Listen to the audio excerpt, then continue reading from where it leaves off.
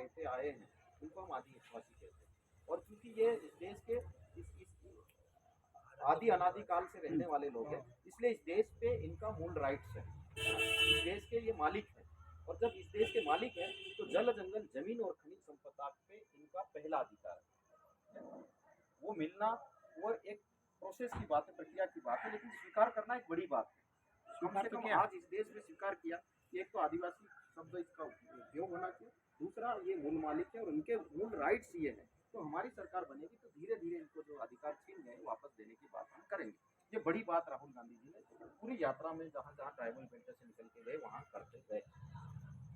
दूसरी जो बात है कि एक समय ऐसा था कि हम लोगों को एक अपमान आदिवासी कहे तो कर्मचारी भी आदिवासी कहलाने में अपने आप को ऐसा महसूस करते थे। लोगों के बीच में भी हम मोहल्ले में रहते थे तब भी हम कई लोग तो छुपा लेते थे। लेकिन आज जो एक मूवमेंट बना है जन जागृति का, ये उसी की बदौलत है। हम ये नहीं कह रहे कि मतलब एक व्यक्ति ने चमत्कार कर दिया, लेकिन हम लोगों का जो एक मूवमेंट बढ़ रहा है देश में, उसकी बदौलत ये सब विचारधारा अपनी बात करने लगी है। तो एक हमको राइट्स हमारी जो पहचान है उसको बचाने की बात कर रहा, दूसरा आपकी पहचान को खत्म करने की बात कर रहा है। इसको हमको समझने की जरूरत है। तीसरी जो बात है कि आप घोषणा पत्र देखेंगे, कांग्रेस पार्टी उसको वचन पत्र कहती है ना, बीजेपी उसको घोषणा पत्र। दोनों के कंपेरेटिव स्टडी कीजिए आप, कहाँ हमारे लिए बात की जा रही है। तो मैं मोटी मोटी बात, क्योंकि पढ़े लिखे लड़के बैठे हैं उनको समझने की जरूरत है कि एक तो बेकलाग पद इस प्रदेश में मतलब पिछले 20 साल से मैं मतलब काफी स्टडी भी किया हूँ, और जो पदोन्नति में आरक्षण वाला केस चला, मैं खुद के पैसे से मतलब जब फर्स्ट टाइम पे जो पूरा उसका वो चल रहा था 17 में 16-17 में, तो पूरे हियरिंग में मैं दिल्ली गया हूँ, सुना हूँ ये चीज।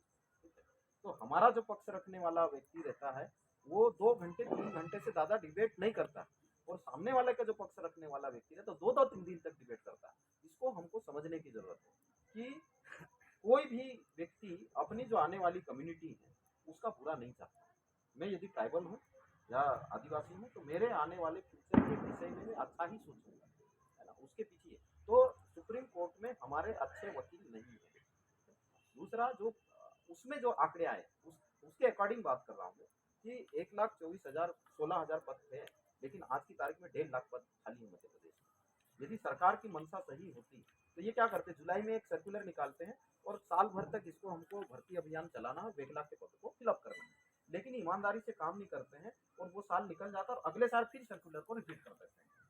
तो हम बेकलाग भर्ती के ही मैं वाणिज्यकर निरीक्षक बनाता। यदि बेकलाग भर्ती नहीं होती तो शायद मैं वाणिज्यकर निरीक्षक नहीं बनता और सेल टैक्स ऑफिसर तक नहीं पहुंचता, और आप लोगों के बीच में शायद नहीं होता। तो बेकलाग भर्ती में हम लोगों का इतना होता। तो 20 साल में 1.5 लाख पद नहीं भरे आपने, यदि भरना था तो भर देते।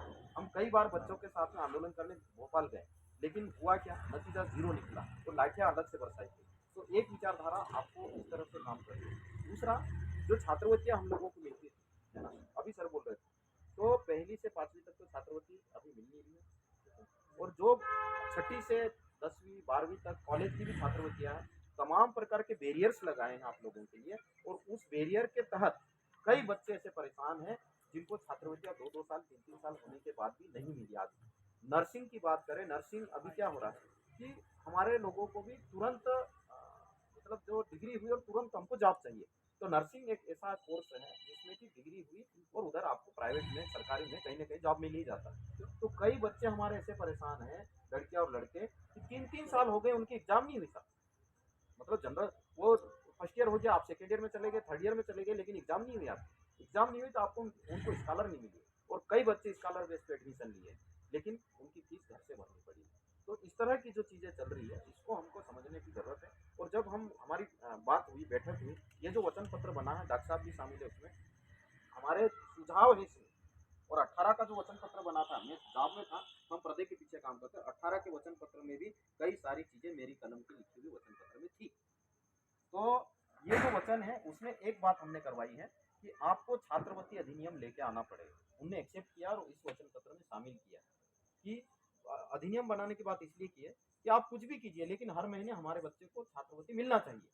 तो हमारा बच्चा जो बीच में पढ़ाई छोड़ देता है वो पढ़ाई नहीं छोड़ेगा, क्योंकि हमारे लोग गरीब हैं। ठीक है, हम लोग पढ़े लिखे हैं, शहर में रहे, नौकरी वाले हैं, कोई बिजनेस कर रहे हैं, वो बात अलग है, लेकिन हमारे 99% लोग तो ग्रामीण इलाके में हैं। उनके पास में हर महीने 2000-1500 रुपये नहीं मिलते, ये हम अच्छे से जानते हैं। तो इसलिए इसकी बात करी, उन्होंने एक्सेप्ट किया। और ये जो पढ़ो पढ़ाओ योजना लेके आए, वो भी उसी के तहत लेके आए। उसमें हमारा ही सबसे ज़्यादा फायदा है। एक जो दूसरे वर्ग के लोग हैं उनको छात्रवृत्ति मिले या ना मिले, समय पे मिले नहीं मिले, उससे कोई फर्क नहीं पड़ता, लेकिन हमको बहुत फर्क पड़ता है।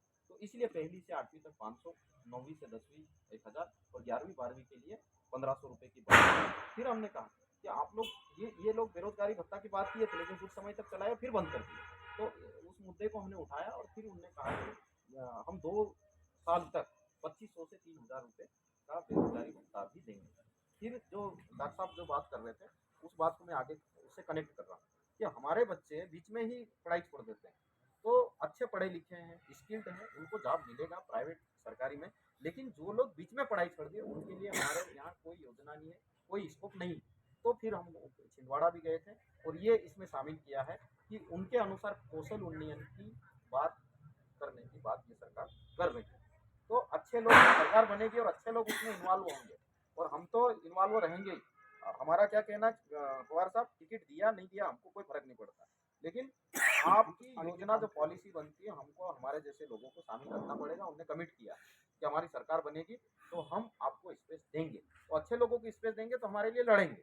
तो एक तो ये बात है। फिर जो बड़ी बात है, जैसे 9 अगस्त की छुट्टी, बाकी चीज़ें तो डॉक्टर साहब ने बताई, है ना। फिर 2 लाख तक के जो खाली पद है, वो भर्ती अधिनियम बनाने की भी बात की हमने, क्योंकि ये बार-बार सर्कुलर बनाने की बड़ी बात कर रहे हैं आप, ये गलत कर रहे हैं। तो भर्ती अधिनियम बनाने की बात को भी एक्सेप्टेंस मिला और वचन पत्र में शामिल किया। दूसरी बात, पंचायत स्तर पे जो पहले भर्तियाँ हो जाया करती थी, वो नहीं हुई। तो अब की बार सरकार बनती है तो 1 लाख पद पंचायत स्तर तक के नए पद सृजित करने की बात की है। दूसरा, हमारे बच्चे पढ़े लिखे हैं, जॉब सबको चाहिए। ये वैकेंसी निकल रही, वो वैकेंसी निकल रही, हज़ारों रुपए तो शुल्क भरने में ही बर्बाद कर दिए। तो इसमें ये एक्सेप्ट किया है कि जो भी एग्जाम होगी उसमें हमारे जो बच्चे हैं एसटी के हो, एससी के हो, उनको शुल्क नहीं लगेगा। ये भी बात वचन पत्र में एक्सेप्ट की है।